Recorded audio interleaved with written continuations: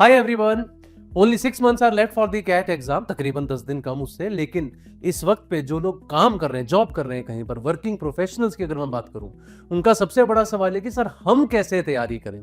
Time नहीं मिलता है जॉब के साथ, और एक ही अजीब सा डिलेमा है कि जॉब नहीं छोड़ेंगे तब तक कैट क्लियर नहीं होगा, और कैट देना इसलिए ताकि जॉब को छोड़ सके। तो दोनों की दोनों बातें साथ के साथ कैसे चल सकती हैं।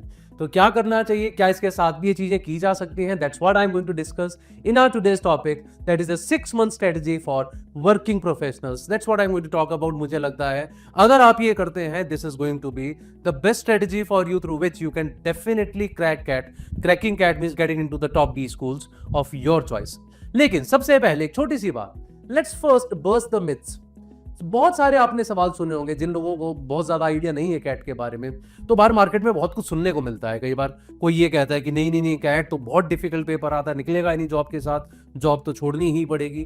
कोई कहता है डेली 12 घंटे की तैयारी इसके साथ तो चाहिए ही चाहिए हम लोगों को। कोई कहता है नहीं, लंबे लंबे मैराथन्स करने चाहिए वरना बात नहीं बनती। तो पहले छोटी मोटी चीजों के बारे में बात कर लेते हैं यार। सबसे पहली चीज, द 6 to 7 आवर मिथ। क्या 6-7 घंटे पढ़ना डेली जरूरी है या इससे भी ज्यादा पढ़ना पड़ेगा? तो क्या कहानी है? तो पहली बात तो ये, CAT is not that kind of an exam जिसके अंदर आप बहुत ज्यादा पढ़ के बहुत ज्यादा स्कोर ले आओगे। ठीक है, जैसा आपने यूपीएससी वगैरह में देखा होगा, क्योंकि वहां क्या है, जीएस जीके वगैरह वो सब जो है, वो जितना आप ज्यादा याद करोगे उतना ज्यादा चांसेस है उसी तरह का वही क्वेश्चन आने का एग्जाम में। CAT is more about improving your logical ability, your reading skills. ठीक है, वो प्रैक्टिस के साथ डेफिनेटली इंप्रूव करती हैं, लेकिन अगर आप एक फोकस्ड प्रैक्टिस करते हैं कम टाइम की भी, तो उस केस में आपको जरूरत नहीं है कि आप बैठ के सिर्फ यूट्यूब के सामने हजारों वीडियोस देखें। I don't think that is needed. Similarly, जैसे लोग कहते हैं कि लाइव मैराथन कीजिए, हमसे भी बच्चे बहुत डिमांड करते हैं, सर मैराथन कीजिए 4 घंटे की, 6 घंटे की, 8 घंटे की, एक ही में सारा अर्थमेटिक करा दीजिए, एक ही में सारा अलजेब्रा करा दीजिए। ऐसा नहीं होता। ठीक है, so if you understand the CAT structure, CAT is not looking at your subject knowledge only, they are actually checking your logical ability. अगर आपने एक सब्जेक्ट पढ़ भी रखा है, उसका कॉन्सेप्ट आपको आता भी है, तो भी वही क्वेश्चन करने में आपको 3-4 मिनट लग सकते हैं। दूसरा आदमी अच्छी लॉजिकल एबिलिटी के साथ उसे 25 से 30 सेकंड में कर सकता है।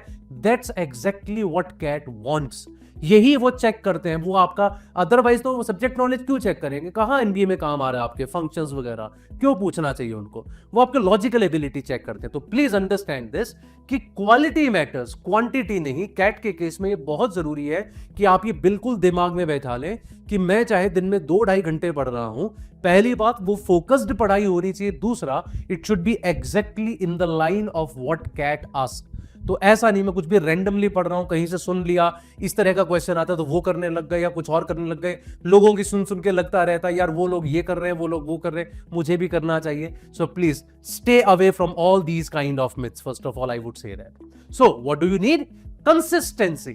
ठीक है, it beats the intensity as well. You do not need 8 hours a day. आपको सिर्फ 2 घंटे का, 2.5 घंटे का एक फोकस्ड टाइम चाहिए। अगर आप वो कर लेते हैं, ठीक है, आप एक अनडिवाइडेड फोकस के साथ, जहां आप व्हाट्सएप नहीं देख रहे, इंस्टाग्राम नहीं देख रहे, किसी से फोन पे बात नहीं कर रहे, लगातार आपका पूरा ध्यान कंप्लीट अपनी पढ़ाई के ऊपर है, वो 2 घंटे are going to beat that 7-8 hours that the other people are going to study, and that's more than sufficient according to me, right? This is the golden rule of CAT prep, और ये बहुत लोग miss करते हैं। अगर आप बस इसको पकड़ ले तो आपकी कहानी बन जाने वाली है। तो क्या करना चाहिए? मैं एक सिंपल सा रूल आपको देता हूं, वो ये, मुझे लगता है अगर आप वीकेंड्स में केवल 2.5 hours डेली दे पाए, बट क्या ये पॉसिबल है 2.5 hours? I just try to figure that out. देखिए, some people are there who are morning people, जो सुबह थोड़ा जल्दी उठ जाते हैं। Some people are the night owls, जो रात को ज्यादा पढ़ना पसंद करते हैं। आप अपना टाइम कैसे भी डिस्ट्रीब्यूट कीजिए, मुझे लगता है पॉसिबल है। जैसे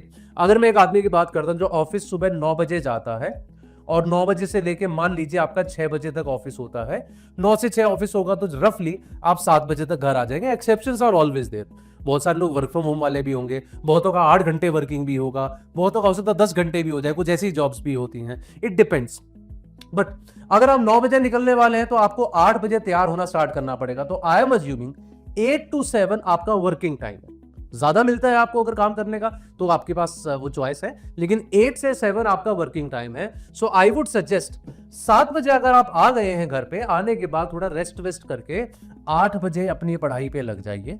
ठीक है, अगर आप एक मतलब अगर आपको रात को जागना ज्यादा पसंद है, I think you can easily go from 8 to 10:30 or 11 o'clock, so that in the morning you get up at 7:30 or 8 and you मतलब prepare for your job and then go to the office. This can be done.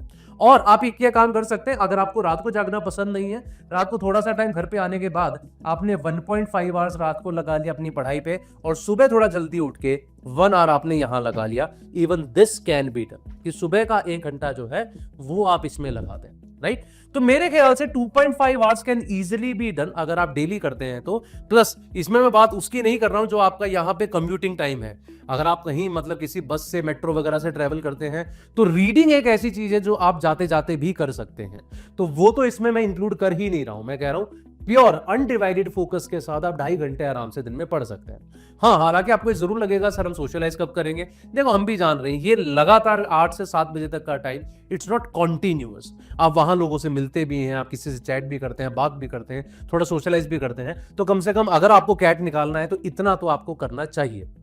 फिर बात आती है weekends की. Weekends में मुझे लगता है अगर आप दोनों दिन 6 आवर्स में लगाते हैं, that is on Saturday as well as Sunday, दोनों दिन अगर आप 6 घंटे लगा सकते हैं, नथिंग लाइक दैट, और ये किया जा सकता है. मैं नहीं कह रहा कि बहुत ज्यादा स्ट्रेच करना है.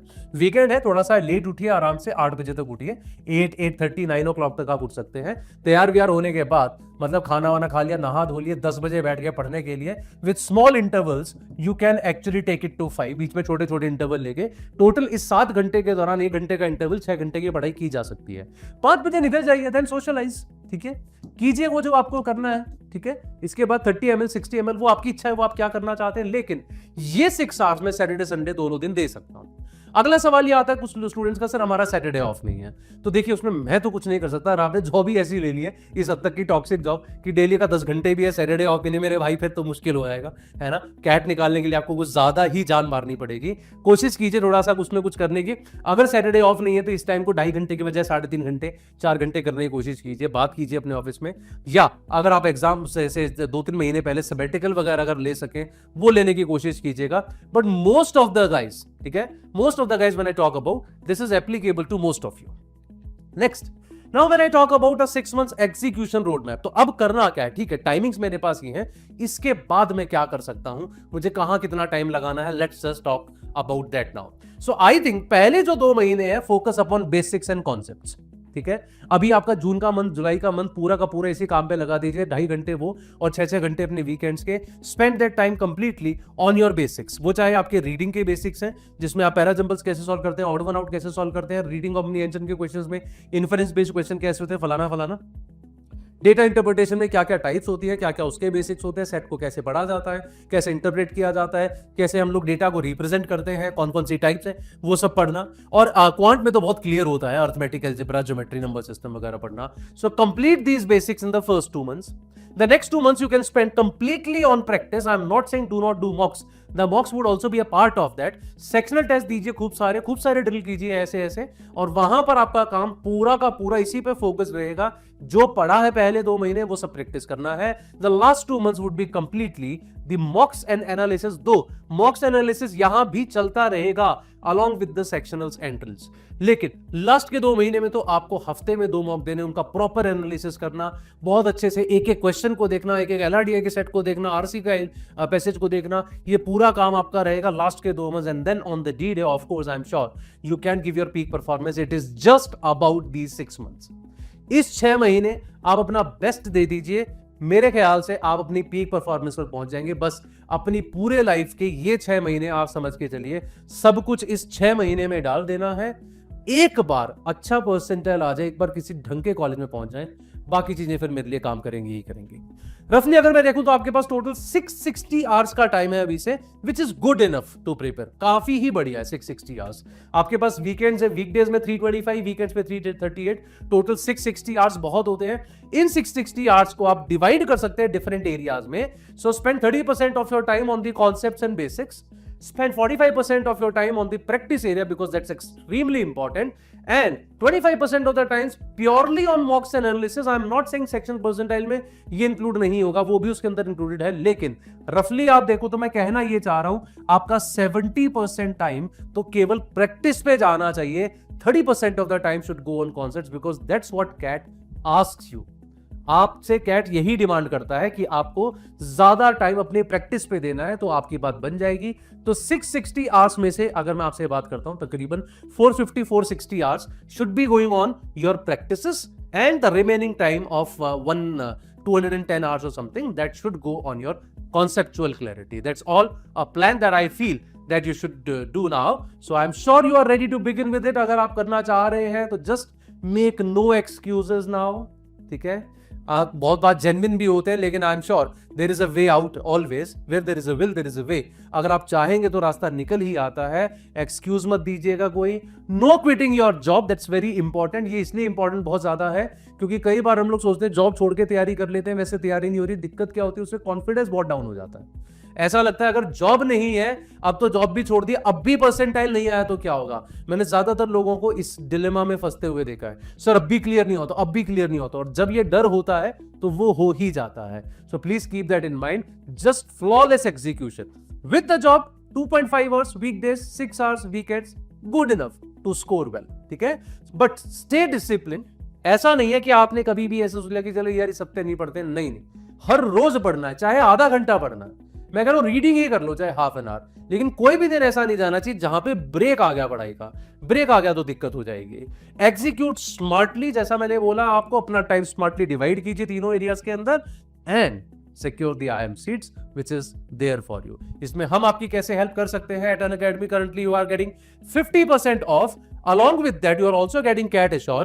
15,499 में आपको कोर्स मिल रहा है। CAT Assure का मतलब गॉड फॉरबिड आपका इस बार का CAT नहीं निकलता तो अगले साल का CAT भी आप हमारे साथ ही दे पाएंगे, और विद जस्ट नॉमिनल अमाउंट, जो एक्स्ट्रा अमाउंट उसका है बीच का, वो पे करके। So it's a very good plan that you can go for right now. And we are also starting an IIM pathway batch recently, जिसमें of course all of this would be covered, जो आपकी screen पे लिखा हुआ। The batch is going to start from 9th of June. So that's all from my side. I am sure this was a useful information for all guys. If you liked it, please press the like button as well. And if you want me to make another video on any other topic, please put it in the comment section and I'll do that. Thank you very much and have a good day.